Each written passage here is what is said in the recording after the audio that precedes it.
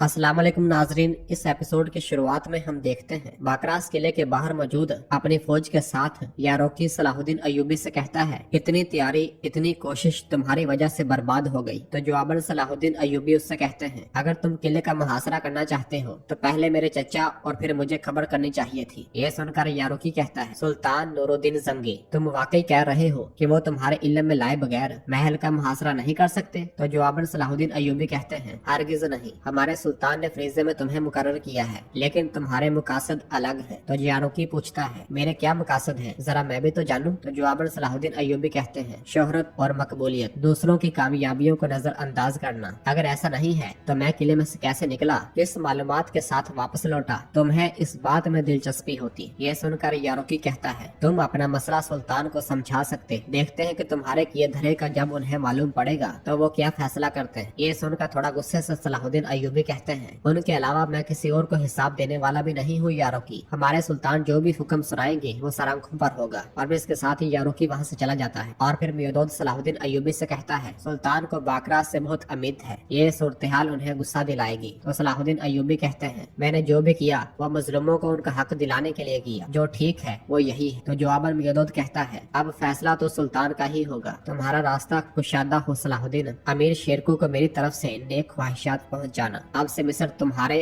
और तुम अल्लाह के हवाले। ये कहते साथ ही मियोदोद उनके साथ गले मिलता है और साथ ही वहाँ से चला जाता है। जबकि अंदर किले में लाडगाय के साथ कमांडर और लाडजियो बैठे होते हैं। कमांडर कहता है, लाडगाय, मैं जो कुछ जानता था बता दिया, मेरे पास और कोई जवाब नहीं है जो आप ढूंढ रहे हैं, लेकिन लाडजियोम के पास है। तो लाडगाय कहता है, मैं भी यही सोच रहा हूँ, देखते हैं कि इस बार लाडजियोम मेरे सवालों का जवाब देते हैं या नहीं। लाडजियोम किसके साथ और क्यों महल में आए हैं, वो लोग कहाँ हैं जिनके साथ तुम महल में दाखिल हुए थे। मगर लाडजियोम कहता है, मुझसे आप पूछगछ नहीं कर सकते लाडगाय, मैं सिर्फ बादशाह इमारले को जवाब दूंगा। यह कहते साथ ही लाडजियोम वहाँ से चला जाता है। और पीछे से लाडगाय कमांडर से कहता है, तुम्हें सोने की हिफाजत करनी चाहिए थी, चाहे कुछ भी हो, तुम्हें जंगजुओं को अंदर नहीं आने देना चाहिए था, लेकिन तुम नाकाम हो गए, बाकरास में गलतियों की कोई गुंजाइश नहीं है। यह कहते साथ ही लाडगाय कमरे से बाहर आता है और एक सिपाही से कहता है, किले का दूसरा कमांडर अब किले का असल कमांडर है, फौरन उसे इतला दो। और फिर कमांडर की जानब देखते हुए कहता है, और इस बेवकूफ को जिंदान में डाल दो, मैं इसके बारे में बाद में फैसला करूंगा, अब हम खुद वापस जाएंगे।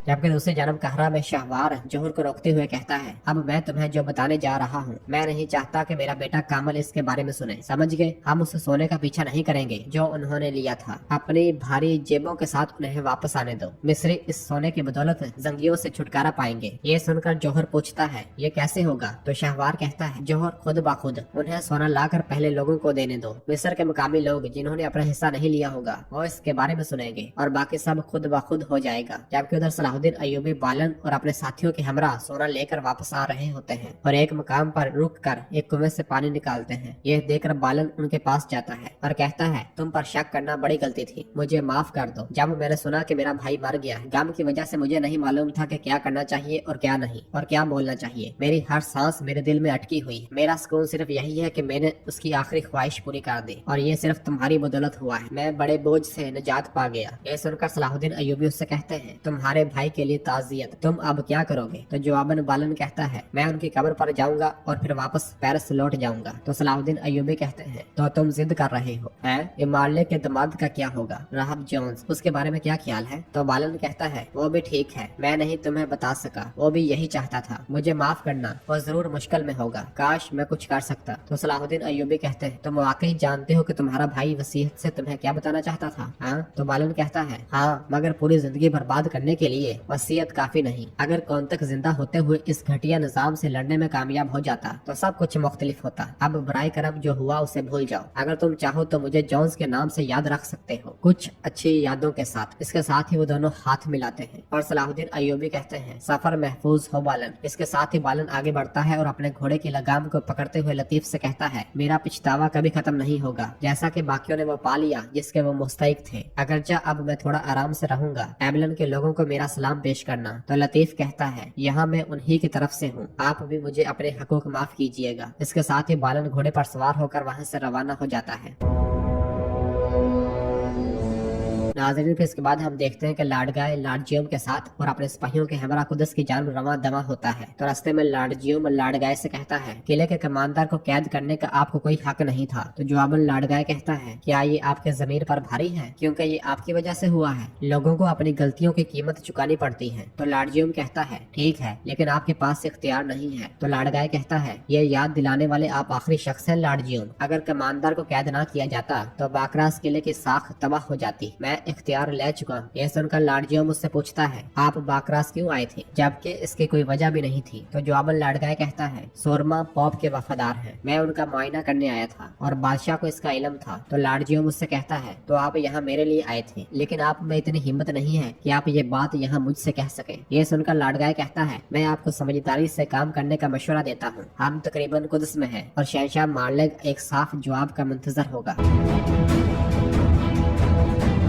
जबकि दूसरी जानब सलाहुद्दीन अय्यूबी शमसा और अपने साथियों के साथ आगे बढ़ रहे होते हैं, मगर इसी लम्हे शमसा का घोड़ा रुक जाता है, जिसका मायना करते हुए सलाहुद्दीन अय्यूबी कहते हैं जहरीली घास ने इसे तंग किया होगा, आए थोड़ा आराम करते हैं। नाज़रीन फिर इसके बाद हम देखते हैं कि काहिरा में तस्वीर कशी की दुकान पर कारातेगन की तस्वीरें ही तस्वीरें पड़ी होती हैं और वो तस्वीर बनाने वाले दमित्री से पूछता है ये कौन है, क्या ये मैं हूँ दमित्री? नहीं, तुम ये नहीं कर सकते, तुम इसे अपनी मर्जी के मुताबिक नहीं खींच सकते, तुम कुछ मज़ाक़ा खेज तस्वीर कशी कर रहे हो, ये लो। और ये कहते साथ ही वो तस्वीर फेंक देता है और उसे एक और कागज देते हुए कहता है दोबारा ठीक से अपनी कलम मजबूती से पकड़ो और मुझे मजीद खूबसूरत बनाओ। ये सुनकर दमित्री कहता है मैं अपनी पूरी कोशिश कर रहा हूँ। और फिर कार्तिगन गुस्से से कहता है अब मैं तुम्हारे हाथ पाँव काट दूंगा। क्या ये जो तुमने बनाया है ये मैं हूँ? तुम्हें आदत हो गई है कि चंद सिक्कों के लिए बड़े सर वाले लोगों की तस्वीर कशी करने की। मेरे जैसे मजबूत खूबसूरत और शानदार आदमी को देखने के बाद तुम्हारा कलम काम नहीं कर सकता। हाँ चलो बनाओ। तो दमित्री कहता है आपको वो चीजें पसंद नहीं है जो मैं करता हूँ। तो कार्तिगन कहता है तुमने क्या किया है? और फिर तस्वीर दिखाते हुए कहता है क्या ये मैं हूँ? तो जवाबन दमित्री कहता है मैं जो कुछ अपने सामने देखता हूँ उसे ही खींचता हूँ। मैंने वजीरों के बहुत से खाके बनाए हैं, मैंने कभी किसी को नहीं देखा जो उसे पसंद न करता हो। यह सुनकर कार्तिगन गुस्से से तस्वीर उस पर फेंकते हुए कहता है अब मैं तुम्हारी जुबान काट दूंगा। देखो दमित्री, जो मर्द यहाँ रहते हैं इस सहरा में गहरे भूरे बालों वाले हैं। क्या मैं गहरे भूरे बालों वाला हूँ? देखो अपनी मध्यम आंखों से गौर से देखो, क्या मैं गहरे भूरे बालों वाला हूँ? यहाँ आने से पहले मैंने 2 मुर्गे खाए ताकि मेरे हाथ और चेहरे पर कुछ रंग आ जाए, मगर मैं समझता हूँ कि तुम अंधे हो। और फिर एक और तस्वीर उसे दिखाते हुए कहता है लेकिन मेरा हुक्मरानी वाला तोहफा कहाँ है? तो दमित्री कहता है लेकिन ये वो चीज है जो आंख से नजर नहीं आती, मैं उसे कैसे खींचूंगा? तो जवाबन कार्तिगन कहता है तुम इसे अपनी मर्जी के मुताबिक बनाओ दमित्री, तुम माहिर हो, तुमने सलाहुद्दीन की तस्वीर कशी की थी, तुमने उसे भेड़िया जैसा बनाया, मगर तुमने मुझे कैसे खींचा? ये देखो, ये मुझे मेरे कबीले के बिल्लों जैसे मुझे घूरता है। और फिर दमित्री भी खड़े होकर कहता है लेकिन आपकी फरमाइशें खत्म ही नहीं हो रही। आपने बड़े बाल मांगे, मैंने बना दिए, आपने भेड़िए की आंखें मांगी, मैंने लगा दी, मैंने सब कुछ खींच दिया, मगर ये सब काम नहीं कर रहा। तो कार्तिगन उसे पकड़ते हुए कहता है ये करेगा करेगा,